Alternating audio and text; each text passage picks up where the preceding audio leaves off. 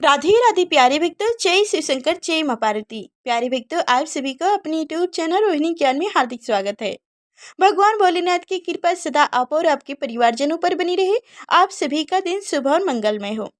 आज आप रिस्पान करेंगे बैसाख मास की कथा। बैसाख को हिंदू वर्ष का दूसरा महीना मानते हैं। कृष्ण पक्ष के अंतिम दिन को अमावस्या कहा जाता है और इसके दूसरे दिन से शुक्ल पक्ष की शुरुआत हो जाती है। यह दिन धर्म, कर्म, स्नान, दान, दर्पण आदि के लिए बहुत शुभ माना जाता है। बैसाख अमावस्या बैसाख मास में पड़ने वाली अमावस्या को कहा जाता है। बैसाख अमावस्या को शनि जयंती के रूप में भी लोग मानते हैं। ऐसी मान्यता है कि त्रेता युग का आरंभ इसी माह से शुरू हुआ था, जिस कारण बैसाख अमावस्या का महत्व कई गुना बढ़ जाता है। बैसाख अमावस्या के दिन पुण्य विधि विधान के साथ पूजा पाठ किया जाता है, जिससे भगवान प्रसन्न होकर अपने भक्तों के सभी कष्ट और दुख दूर कर देते हैं। आज के दिन व्रत करना बहुत ही शुभ फलदायी माना गया है। तो आइए सुनते हैं बैसाख अमावस्या की व्रत कथा। अमावस्या की कथा, अमावस्या और पूर्णिमा दो बहनों की कथा। यह तीनों कथाएं आज मैं एक साथ में सुनाने जा रही हूँ, तो इन कथाओं को ध्यानपूर्वक अंत तक सुनिएगा। एक बार प्रेम से बोलिए भगवान विष्णु की जय हो। तो बैसाख अमावस्या की कथा है। बहुत समय पहले की बात है। एक ब्राह्मण थे जिनका नाम धर्मवर था।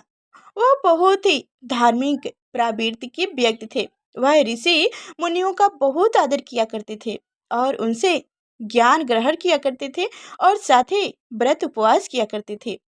एक बार उसने किसी महात्मा के मुख से सुने कि भगवान विष्णु का नाम इस कलयुग में स्मरण करने से जो पुण्य प्राप्त होता है और किसी भी अन्य कार्य से प्राप्त नहीं हो सकता। जो पुण्य मनुष्य को अन्य युगों में जो पुण्य यज्ञ करने से प्राप्त होता है, उससे भी अधिक फल मनुष्य को आसानी से इस घोर कल युग में भगवान का नाम सुमरन करने से प्राप्त हो जाता है। बस सन्यासियों की यह बात धर्मवर के मन में घर कर गई और वह इस संसार में विमुख होकर विरक्त हो गए और उसने सन्यास ले लिए। धर्मवर सन्यास लेकर इधर उधर भ्रमण करने लगे। एक दिन घूमते घूमते वह मृतलोक में जा पहुंचे, जहां धर्मवर ने देखा कि उनके पितृ बहुत कष्ट में हैं। धर्मवर ने अपने पितरों से पूछा कि वह इतने कष्ट में क्यों हैं। तो पितरों ने धर्मवर को बताया कि उनकी यह हालत धर्मवर की वजह से ही इस तरह की है। तब धर्मवर ने अपने पितरों से पूछा कि उसने ऐसा क्या किया है जिसकी वजह से वह इतनी परेशानी में है। तब पितरों ने धर्मवर को बताया कि उसने इस संसार से संन्यास ले लिया है, जिस कारण उनका पिंडदान करने के लिए कोई भी शेष नहीं रहा, जिस कारण उन्हें इतने कष्ट भोगने पड़ रहे हैं। धर्मवर ने कहा कि मैं ऐसा क्या करूं जिससे आपके कष्टों का निवारण हो सके।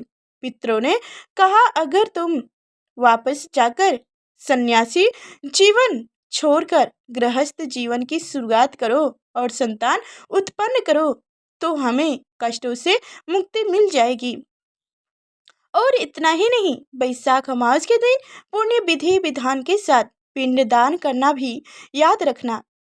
तब धर्मवर ने अपने पितरों को वचन दिया कि वह अपने पितरों की मुक्ति के लिए उनकी अपेक्षाओं को जरूर पूरा करेगा। और धर्मवर अपने संसारिक जीवन में वापस लौट आया और बैसाख अमावस्या के दिन पूरे विधि विधान से उसने पिंड दान कर और अपने पितरों को मुक्ति दिलाया। जय शिव शंकर। तो अब आप सभी लोग रिस्पान कीजिएगा अमावस्या की पौराणिक कथा।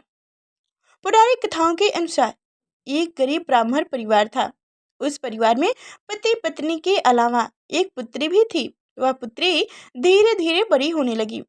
उस पुत्री में समय और बढ़ती उम्र के साथ सभी स्त्री गोचक गुण का विकास हो रहा था। वह लड़की सुंदर, संस्कारवान एवं गुणवान थी, किंतु गरीब होने के कारण उसका विवाह नहीं हो पा रहा था। एक दिन उस ब्राह्मण के घर एक साधु महाराज पधारे। वो उस कन्या के स्वभाव से काफी प्रसन्न हुए। कन्या को लंबी आयु का आशीर्वाद देते हुए साधु ने कहा कि इस कन्या के हथेली में विवाह योग्य रेखा नहीं है। तब ब्राह्मण दाम्पत्य ने साधु से उपाय पूछा कि कन्या ऐसा क्या करे कि उनके हाथ में विवाह योग्य बन जाए। साधु ने कुछ देर विचार करने के बाद अपनी अंतर्दृष्टि से ध्यान करके बताया कि कुछ दूरी पर एक गांव में सोना नाम की धोबिन जात की एक महिला अपने बेटे और बहू के साथ रहती है, जो बहुत ही आचार्य विचार और संस्कार संपन्न तथा पति प्रायरा है। यदि यह कन्या उसकी सेवा करे और वह महिला इसकी शादी में अपनी मांग का सिंदूर लगा दे, उनके बाद इस कन्या का विवाह हो तो इस कन्या का वे विधवा योग्य मिट सकता है। साधु ने यह भी बताया कि वह महिला कहीं आती जाती नहीं है। यह बात सुनकर ब्राह्मणी ने अपनी बेटी से धोबिन की सेवा करने की बात कही। अगले दिन कन्या प्राप्त काल ही उठकर सोना धोबिन के घर जाकर साफ सफाई और अन्य सारे कार्य करके अपने घर वापस आ जाती। एक दिन सोना धोबिन अपनी बहू से पूछती है कि तुम तो सुबह ही उठकर सारे काम कर लेती हो और पता भी नहीं चलता। बहू ने कहा, माँ जी, मैंने तो सोचा कि आप ही सुबह उठकर सारे काम खुद ही खत्म कर लेती हैं। मैं तो देर से उठती हूँ। इस पर दोनों सास बहू निगरानी करने लगी कि कौन है जो सुबह ही घर का सारा काम करके चला जाता है। कई दिनों के बाद धोबी ने देखा कि एक कन्या मुंह बांधकर घर में आती है और सारे काम करने के बाद चली जाती है। जब वो जाने लगी तो सोना धोबिन उनके पैर पकड़ कर गिर पड़ी।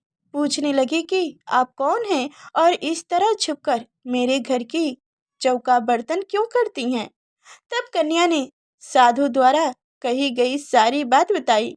सोना धोबिन पति प्रायरा थी, उसमें तेज था, वह तैयार हो गई। सोना धोबिन के पति थोड़ा अवस्थाई थे। उसने अपनी बहू से अपने लौट आने तक घर पर ही रहने को कहा। सोना धोबिन ने जैसे ही अपनी मांग का सिंदूर उस कन्या की मांग में लगाया, उसका पति मर गया। उसे इस बात का पता चल गया। वह घर से निराजल ही चली थी। यह सोचकर कि रास्ते में कहीं पीपल का पेड़ मिलेगा तो उससे भांवर देकर और उसकी परिक्रमा कर कर ही जल ग्रहण करूंगी। उस दिन अमावस भी थी। ब्राह्मण के घर मिले पुए पकवान की जगह उसने ईंट के टुकड़े से 108 बार भांवर देकर 108 बार पीपल के पेड़ की परिक्रमा की और उसके बाद जल ग्रहण किया। ऐसा करते ही उनके पति के मुर्दा शरीर में वापस जान आ गई। धोबिन का पति वापस जी उठा। जय शिव शंकर, जय माँ पार्वती। तो प्यारे भक्तों, ये थी अमावस की कथा। अब आप रिस्पान कीजिए अमावस और पूर्णिमा, दो बहनों की कथा। एक राज्य में एक राजा और एक रानी रहती थी, जिनकी 4 संतानें थी, 2 लड़के और 2 लड़कियां। एक लड़की का नाम पूर्णिमा तथा दूसरी लड़की का नाम अमावस था। पूर्णिमा घर के कामों में निपुण थी और घर का पूरा काम करती थी और भगवान की पूजा अर्चना भी किया करती थी। इसके अतिरिक्त वह गौ माता की सेवा भी किया करती थी। और उसकी दूसरी बहन अमावस ना ही घर का कोई काम करती थी, ना ही भगवान की पूजा अर्चना किया करती थी और ना ही गौ माता की सेवा किया करती थी। पूर्णिमा स्वर्गुण संपन्न थी। फिर भी राजा और रानी अपने दोनों बेटों तथा पुत्री अमावस को ही प्यार किया करते थे और वह पूर्णिमा से प्यार नहीं करते थे, इसके साथ भेदभाव करते थे। राजा के चारों पुत्र और पुत्री धीरे धीरे बड़े हो रहे थे। जब वो बड़े हो गए, राजा ने अपने दोनों पुत्रों का विवाह योग्य कन्याओं के साथ करा दिया। इसके बाद रानी ने राजा से कहा कि अब दोनों पुत्री विवाह के योग्य हो गई हैं और इन दोनों का विवाह भी करा दो। लेकिन पुत्री अमावस का विवाह किसी बड़े खानदान में कराना और पूर्णिमा का विवाह किसी गरीब परिवार में कराना, क्योंकि पूर्णिमा को केवल भगवान की पूजा पाठ करना ही पसंद है और गाय की सेवा करना पसंद है। अब रानी ने राजा को दोनों पुत्रियों का रिश्ता तय करने के लिए भेज दिया।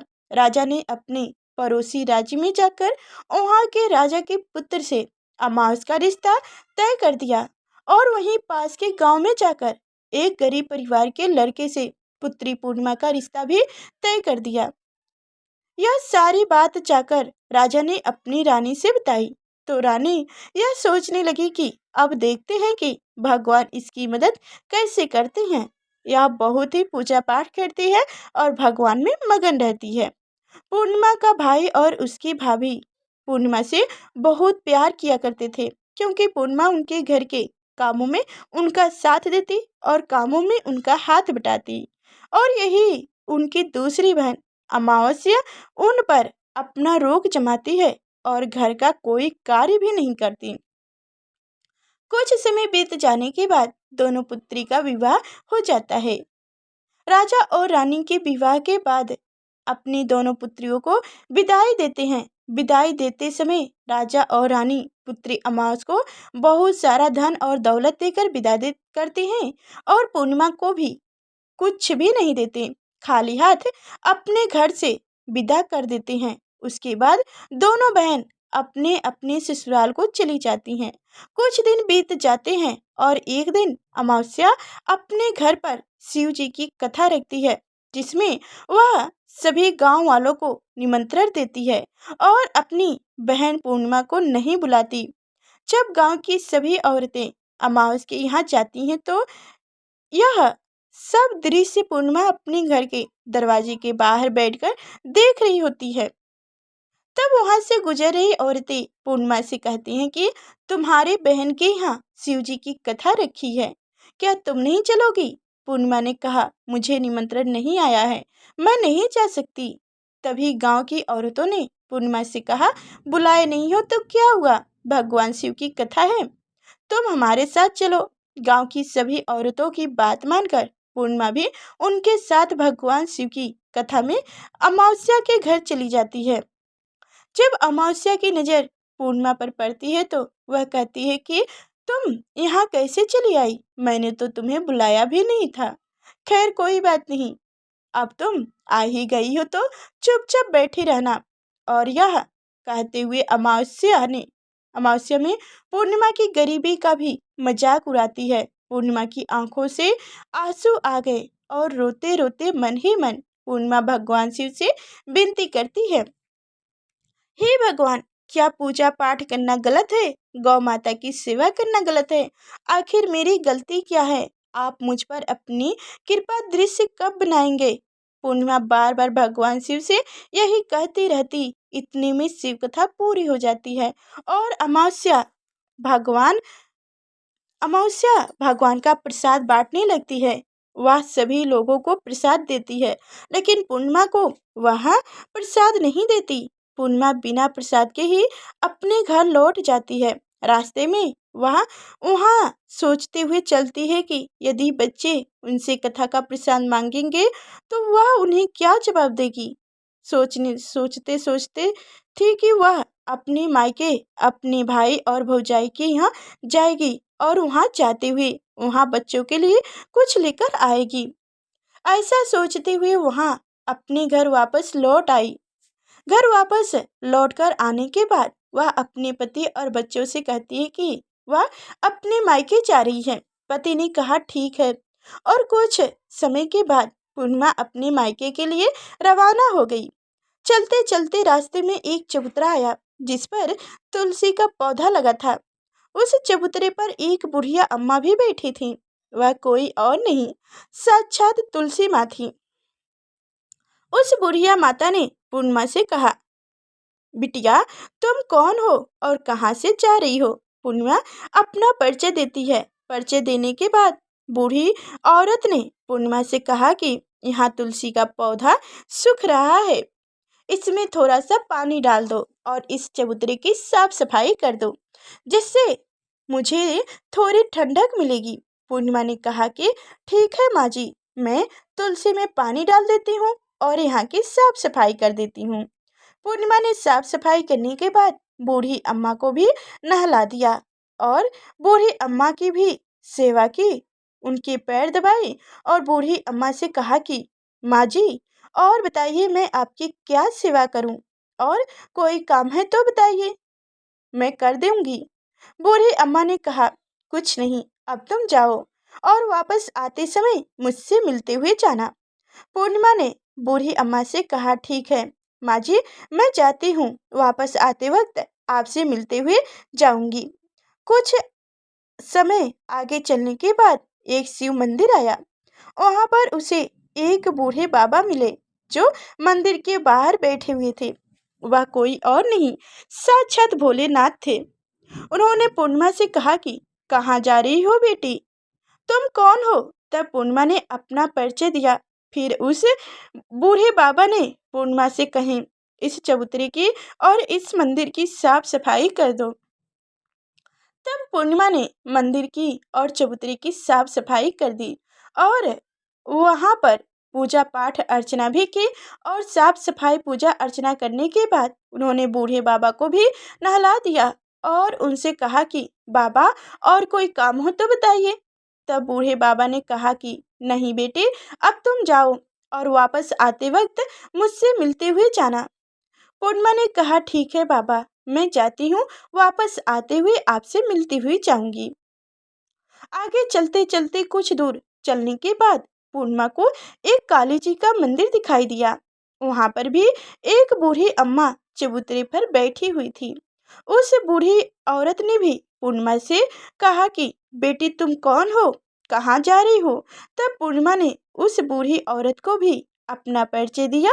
बूढ़ी औरत ने पूर्णिमा से कहा कि यहाँ पर सभी पूजा पाठ करने आते हैं, लेकिन मंदिर की साफ सफाई करने के लिए कोई नहीं आता, इसलिए तुम मंदिर की और चबूतरे की साफ सफाई कर दो।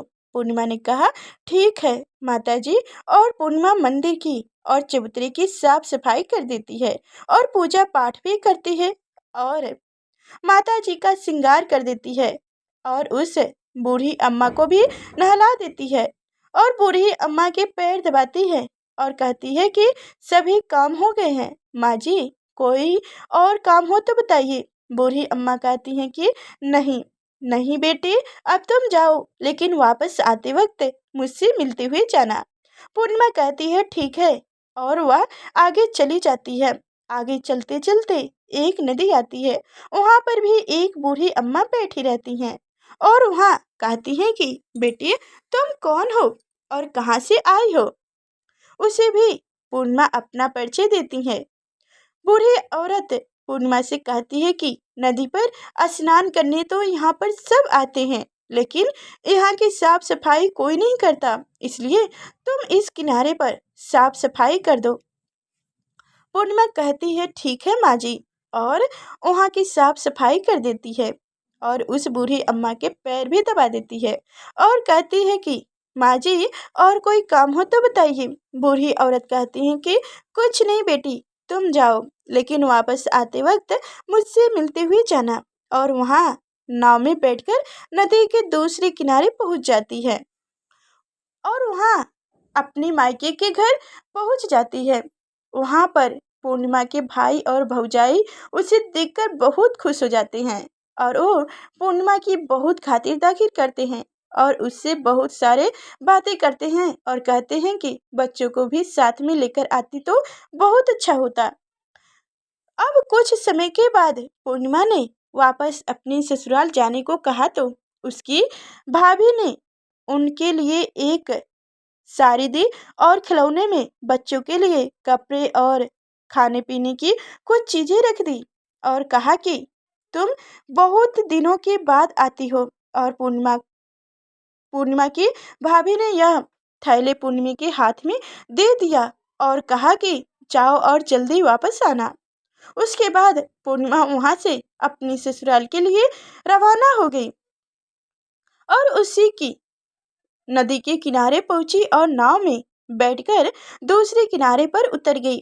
वहां पर उतरने के बाद वहां पर उससे वहीं बूढ़ी अम्मा मिली, जो साक्षात गंगा मैया थी। उस बूढ़ी अम्मा ने पूर्णिमा को एक थैला दिया और कहा कि इसे तुम अपने घर जाकर ही खोलना। अब पूर्णिमा के पास बहुत पहले एक थैले थे, अब दो थैले हो गए थे। उन्होंने लेकर पूर्णिमा वहां से रवाना हुई। आगे कुछ दूर चलने पर काली जी का मंदिर आया। वहां पर काली माँ बूढ़ी माँ के रूप में विराजमान थी। उसने कहा कि आ गई बेटी पूर्णिमा। पूर्णिमा ने कहा कि हाँ माँ जी आ गई।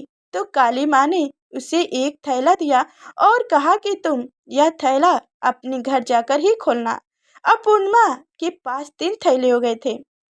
तीनों थैले लेकर पूर्णिमा आगे बढ़ी। कुछ दूर जाने पर शिव जी का मंदिर आया, जहाँ बूढ़े बाबा के रूप में भगवान शिव विराजमान थे। बूढ़े बाबा ने कहा, पूर्णिमा तुम वापस आ गई। पूर्णिमा ने कहा, हाँ बाबा मैं वापस आ गई। बाबा ने भी पूर्णिमा को एक थैला दिया और कहा कि यह थैला तुम घर जाकर ही खोलना। पूर्णिमा ने कहा, ठीक है बाबा जी। अब पूर्णिमा के पास चार थैले हो गए थे। अब पूर्णिमा चार थैले पहले को अब कैसे ले जाती। उसने एक पुरानी साड़ी निकाली और उन सभी थैलों का एक गट्ठल बना लिया और सर पर रख कर वहां से रवाना हो गई।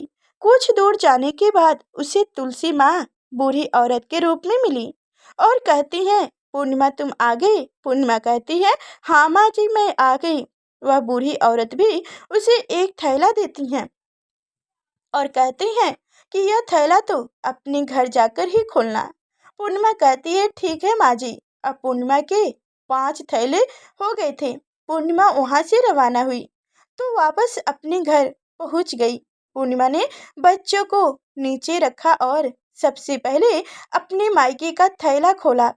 खोलकर देखने लगी, उसमें बच्चे के लिए अच्छे अच्छे कपड़े और खाने पीने की चीजें थी और उसने कुछ गहने भी थे। पूर्णिमा ने कपड़े अपने बच्चों को दे दिया और खाने पीने की चीजें भी बच्चों को दे दी। बच्चे यह सब पाकर बहुत खुश थे। अब पूर्णिमा ने दूसरा थैला खोला जो उसे गंगा मैया ने दिया था। उसमें ढेर सारे हीरे जवाहरात सोना चांदी आदि था। उसके बाद अब पूर्णिमा ने तीसरा थैला खोला जो उससे काली माँ ने दिया था।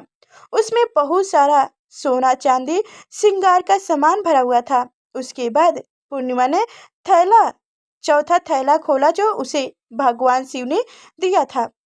उसमें बहुत सारा धन संपत्ति भरा हुआ था और बहुत सारी खुशियां भी भरी हुई थी। उसके बाद अब पूर्णिमा ने पांचवा थैला खोला जो उसे तुलसी माँ ने दिया था। उसमें चावल दाल और 7 प्रकार की खाने की चीजें से भरा हुआ था।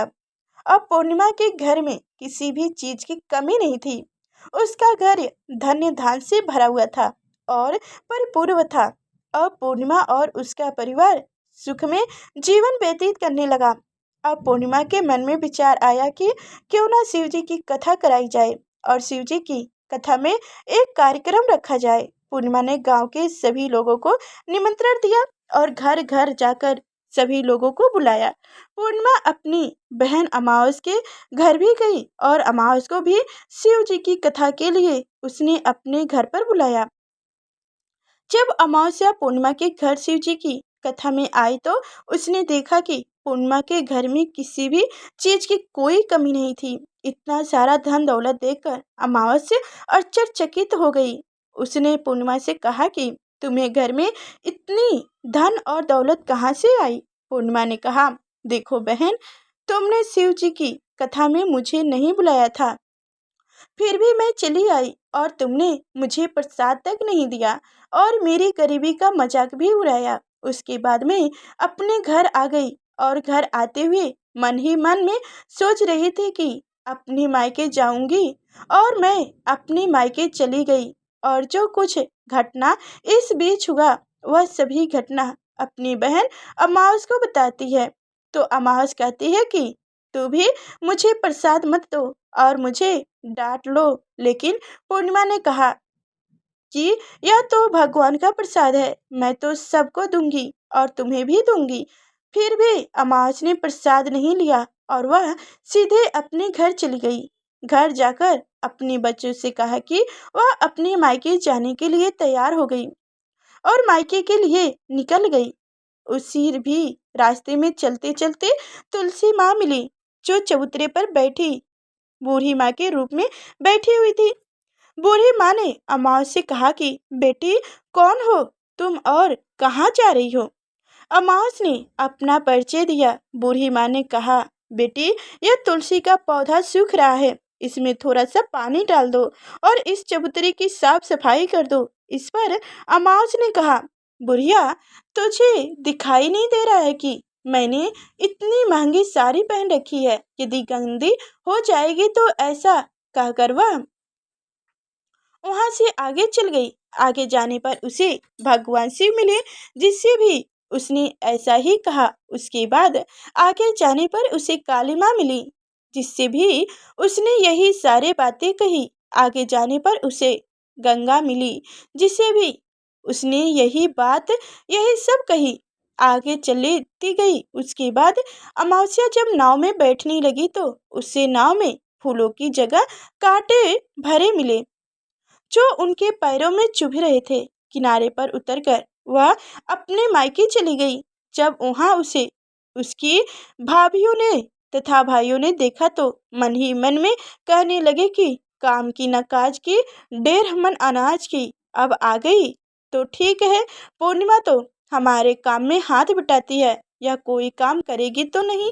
अब इन्होंने खाना बनाया और खा पीकर सभी सो गए। अमावस जब सुबह उठी और अपनी भाभीियों से कहा कि मैं अपने ससुराल जा रही हूँ। उन्होंने कहा कि ठीक है, जाओ। अमावस बोली, पूर्णिमा को तो तुमने एक थैला दिया था और मुझे कुछ नहीं दोगे क्या भाई?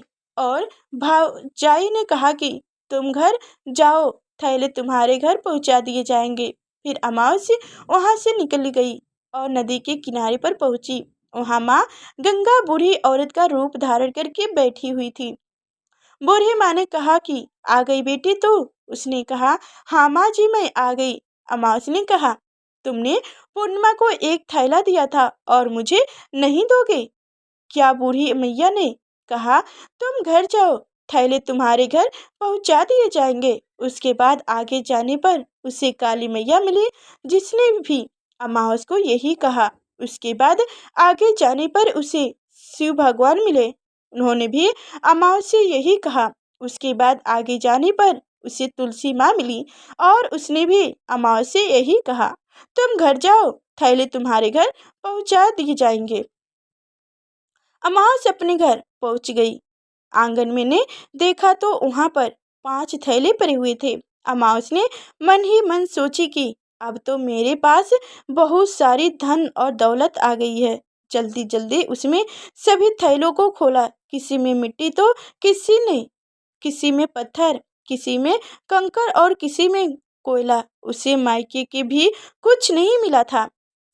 इन थैलों में कुछ भी नहीं था। अमावस दौड़ती हुई पूर्णिमा के घर गई और कहती है कि तुम्हें तो इतना सब कुछ मिला, मुझे तो कुछ नहीं मिला, आखिर क्यों? तो पूर्णिमा कहती है कि जब मैं अपने मायके जाती हूँ तो अपने भाभीियों के साथ उनके कामों में हाथ बटाती हूँ, उनके साथ मिलकर काम करती हूँ, लेकिन तुम ऐसा कुछ नहीं करती, इनकी इज्जत भी नहीं किया करती, इसलिए वह तुम्हें भला क्यों देंगे? इसके बाद तुमने गंगा मैया को ठुकरा दिया और काली माँ को भी ठुकरा दिया और भगवान शिव को भी, तुलसी माँ को भी ठुकरा दिया, इसलिए उन्होंने भी तुम्हें कुछ नहीं दिया। अमावस्या कहती है कि बहन, तुम मुझे माफ कर दो, मैंने तुम पर हमेशा अत्याचार किया है, मुझे कुछ नहीं मिला तो कोई बात नहीं, मैं भी भगवान की भक्ति करूंगी और सब कुछ प्राप्त कर लूंगी, मुझे इन सब चीज़ों का रहस्य बताओ। तो पूर्णिमा ने कहा कि तुम 3 सूत का ज्ञात कर लो और उसकी कथा करना। पहले सूत्र में दया मांगना और दूसरे सूत्र में कथा मांगना और तीसरे सूत्र में 108 बार ओम नमः शिवाय का जप करना। बहन, भगवान ने यह सूत्र दिया है। भगवान शिव शंकर की जय हो, तुलसी माँ की जय हो, काली मैया की जय हो, गंगा मैया की जय हो। तो प्यारे भक्तों, आप सभी को हमारी कथाएं कैसी लगी कमेंट में अवश्य बताइएगा। और अभी तक हमारे चैनल को सब्सक्राइब नहीं किए हैं तो सब्सक्राइब कर लीजिएगा और शेयर भी कीजिएगा इस वीडियो को, इस कथाओं को।